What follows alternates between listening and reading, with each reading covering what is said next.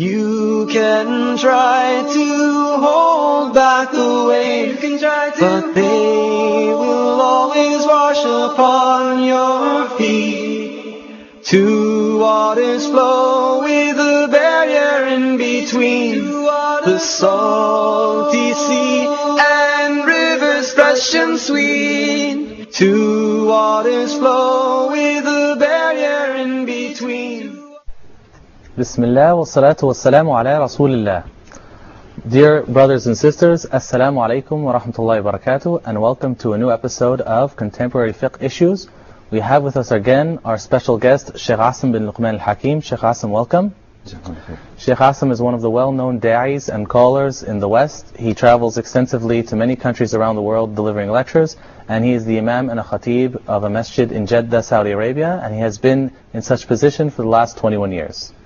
Sheikh Asem, last time when we were discussing on the show, we were discussing the term fiqh al-nawazil or al-nawazil fiqhiyya, or contemporary fiqh issues, and what this means to Muslims, and how the scholars derive rulings for this issue. We also discussed looking at it from an overall point of view, and we were briefly getting into the issue of how to categorize the contemporary fiqh issues. If you could elaborate, please. Okay, we mentioned that we have to, first of all, visualize an incident in order for us to be able to understand it. So if there is something that's contemporary, a physician would be the best person to explain it to a scholar in order for the scholar to be able to know what ruling to give. Yet this physician would not be suitable to give the verdict, whether it's permissible or not permissible, because he's not equipped with the Islamic knowledge and tools of science.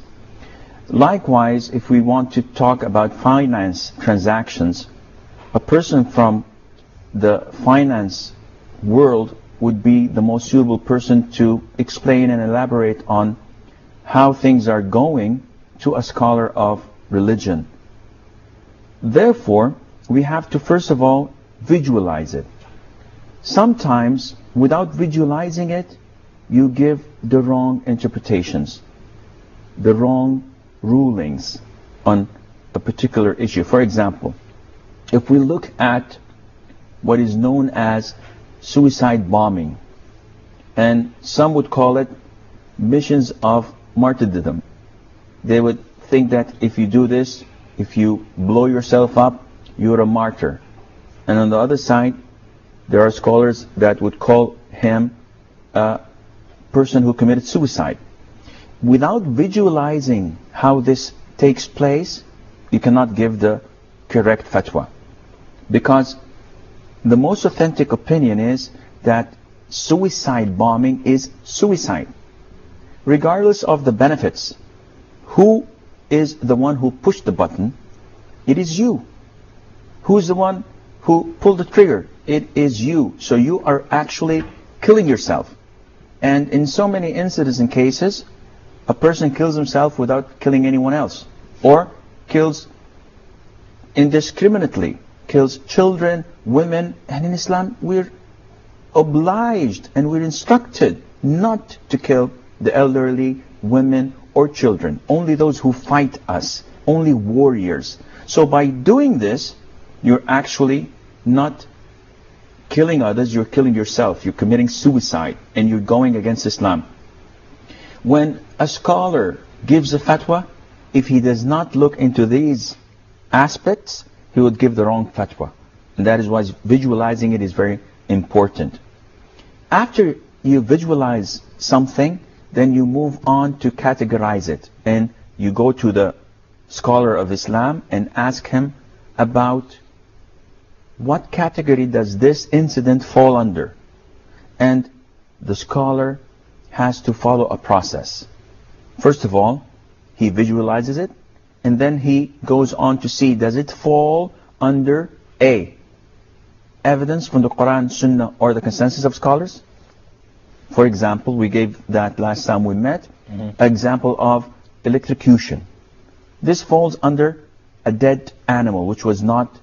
Electrocuting the animal, yes. Yes. To execute them. We as Muslims cannot eat an animal unless it is slaughtered Islamically by a Jew, Christian or Muslim, and it has to be slaughtered. So if it was killed before being slaughtered, this is considered to be a dead animal. Whether it was killed because it fell from a mountain, or it was hit on the head, or it was electrocuted, or it was suffocated, or whatever, it's still a dead meat. So even though there's no direct ruling from the Quran or Sunnah that says if you electrocute an animal to slaughter it, this is not considered lawful slaughtering, we can devise, or the scholars can devise by the evidence that if an animal dies by any other means other than slaughtering, it's considered dead meat. So there is a direct ruling. Exactly. This is exactly true. We can give another example for example, wearing a wig.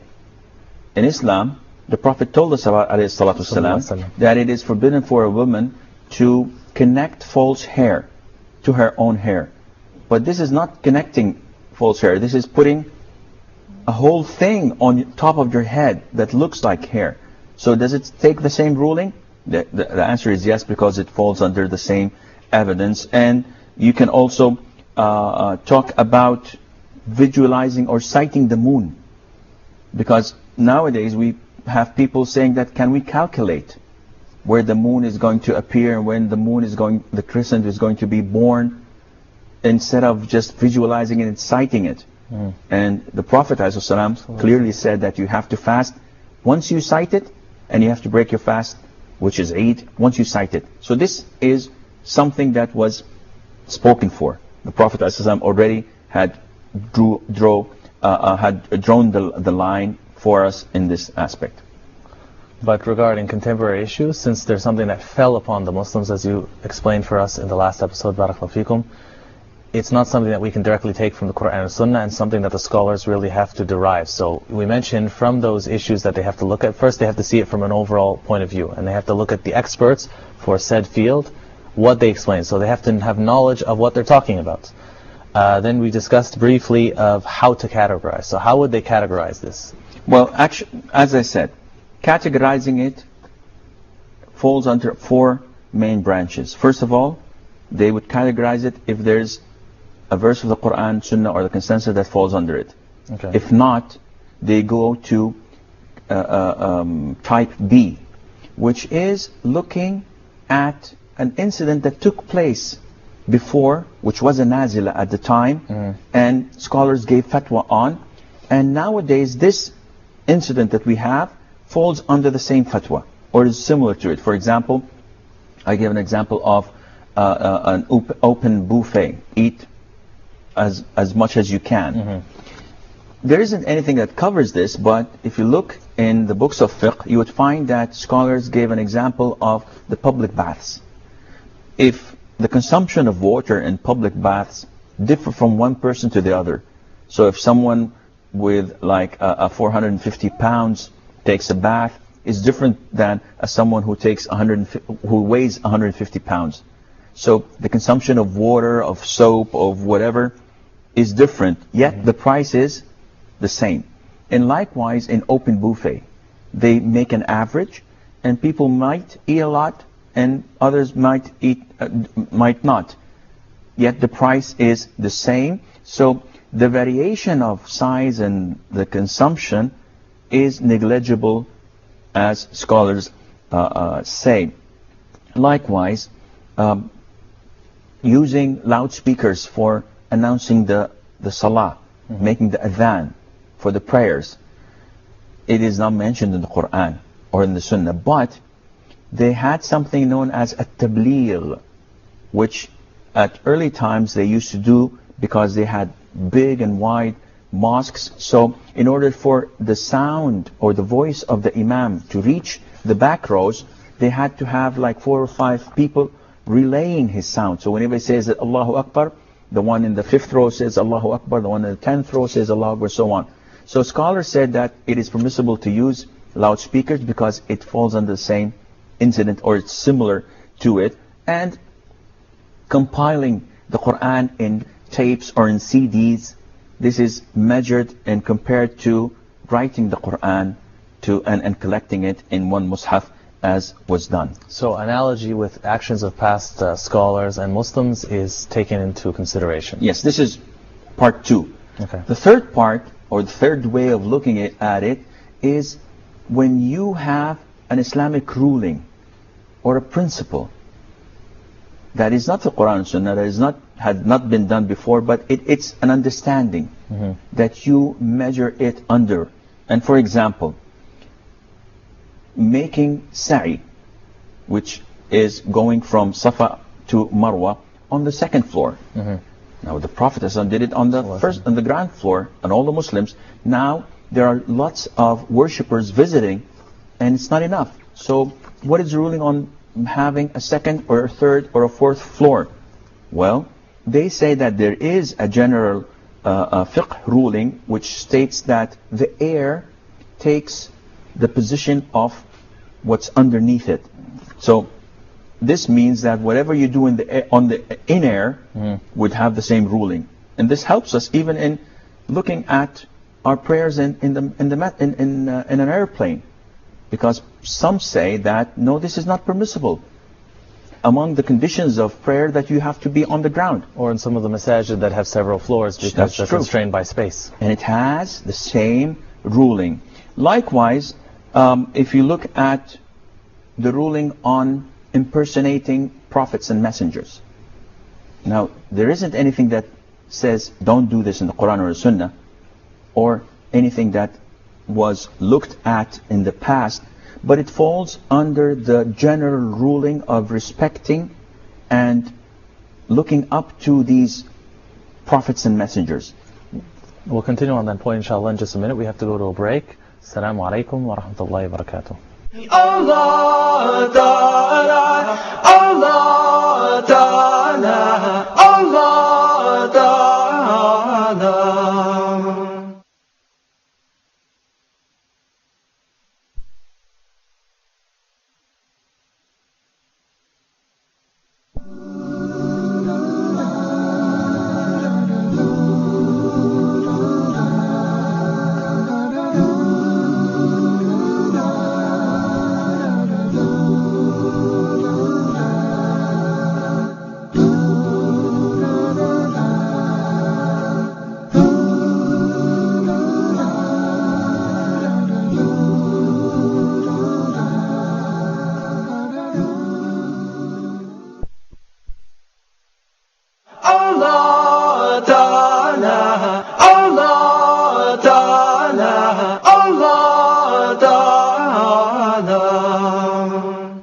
Assalamu alaikum wa rahmatullahi wa barakatuh, and welcome back.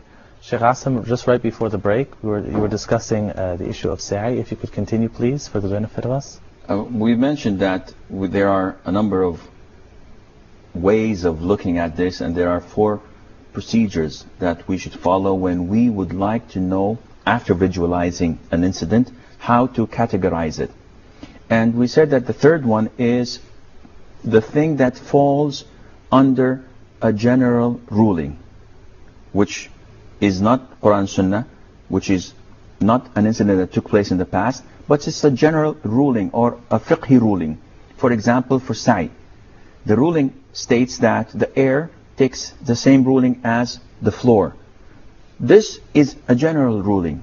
Once we apply it, we understand that if I build a second or a third floor over the mas'a, where people go from Safa to Marwa, this takes the same ruling. During Hajj and Umrah. During Hajj and Umrah. Likewise, if I pray on the ground or if I pray on a plane, then it's the same ruling because I am in the air, and the air takes the same ruling as the ground.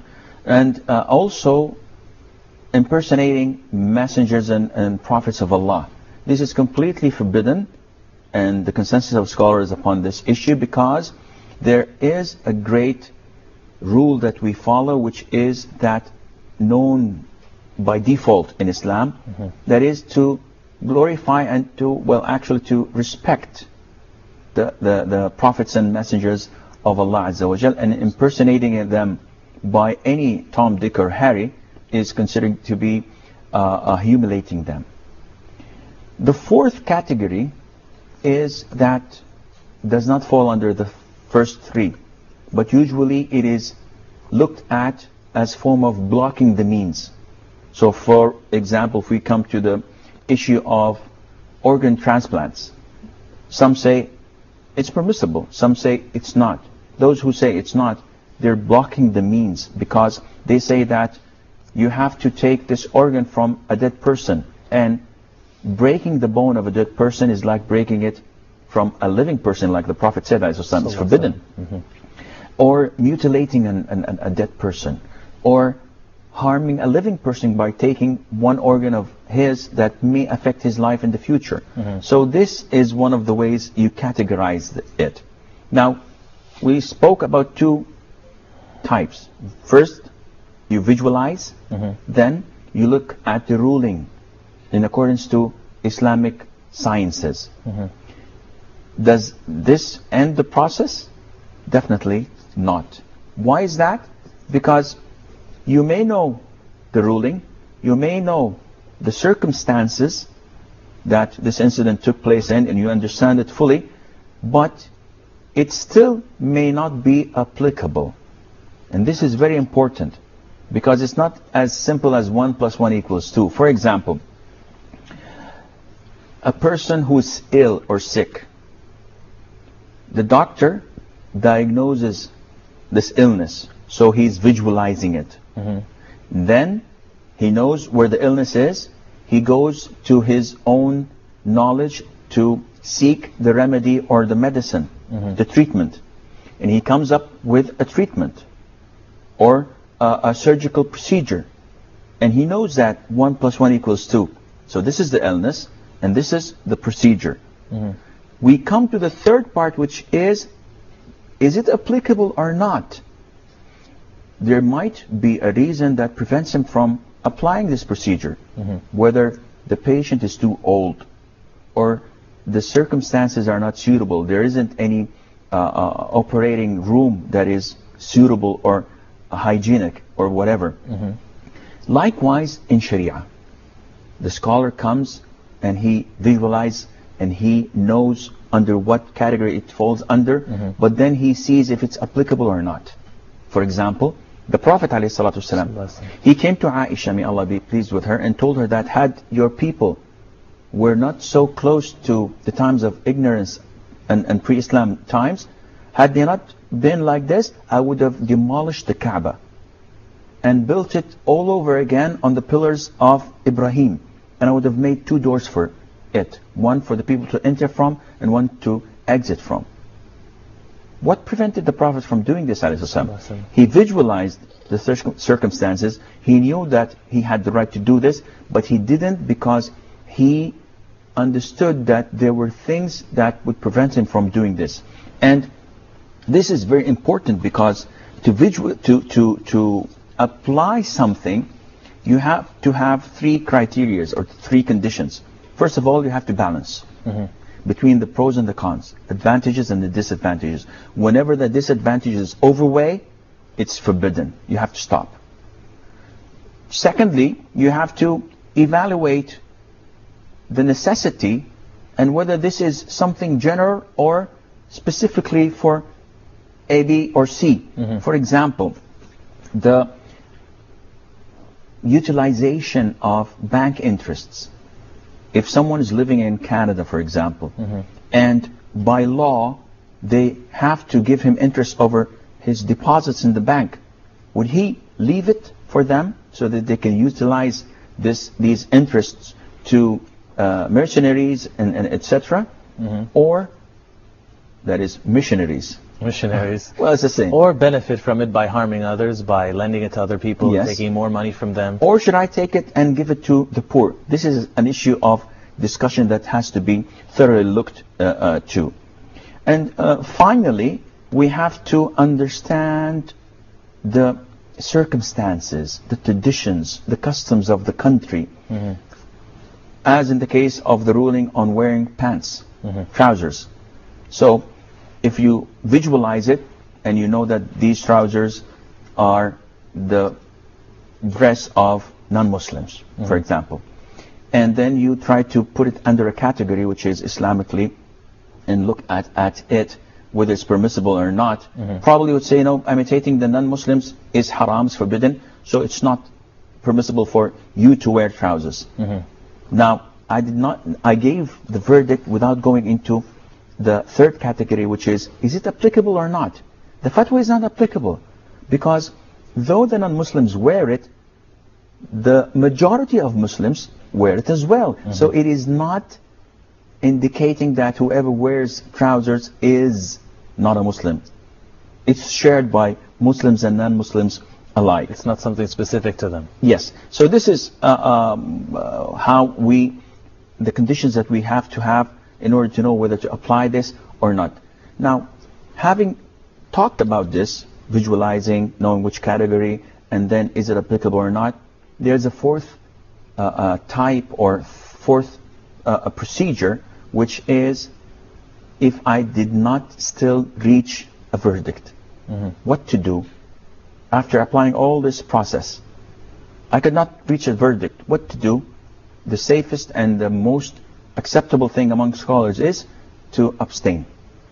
Just say Allahu A'lam. Allahu A'lam. I do not have the knowledge. Maybe someone else would come later on and give this, but you have to be aware not to go into deep waters without being able to swim. So we find often, though, that there are some scholars that unfortunately, or people who claim to be scholars, that actually do this.